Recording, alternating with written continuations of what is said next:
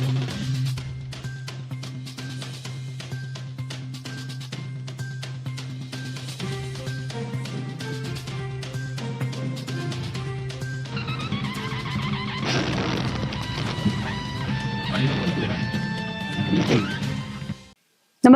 आपण पाहता Hirkani news. Hirkani news प्रत्येक क्षण ताज्या घडामोडी आणि महत्त्वाच्या प्रत्येक बातमीसाठी नेहमी तत्पर. जयंत पाटलांना आमच्यावरील अन्याय यापूर्वी दिसला नाही का? नामदार शिवेंद्रराजे भोसले. सातारा सांगली स्थानिक स्वराज्य संस्था विधान परिषद निवडणुकीच्या पार्श्वभूमीवर राष्ट्रवादी काँग्रेस शरदचंद्र पवार पक्षाचे नेते आमदार जयंत पाटील यांनी साताऱ्याच्या दोन्ही राजेंवर अन्याय झाल्याचा आरोप केल्यानंतर सार्वजनिक बांधकाम मंत्री शिवेंद्रराजे भोसले यांनी त्यांना जोरदार प्रत्युत्तर दिलं.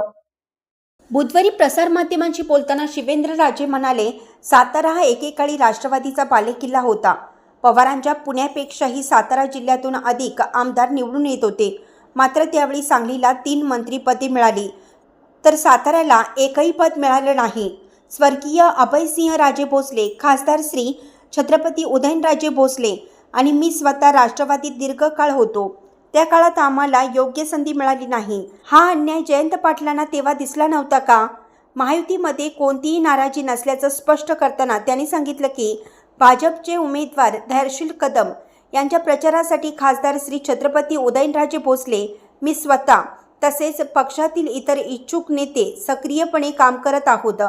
या निवडणुकीसाठी सुनील काटकर, पृथ्वीराज देशमुख हेही इच्छुक होते. मात्र उमेदवारी मिळाली नसतानाही ते उघडपणे भाजप उमेदवार धैर्यशील कदम यांचा प्रचार करत आहेत.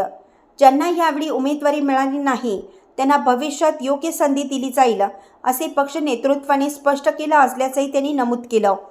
जयंत पाटील यांच्यावर टीका करताना शिवेंद्रराजे म्हणाले, ते आमचे राजकीय विरोधक असून महाविकास आघाडीचे नेते आहेत.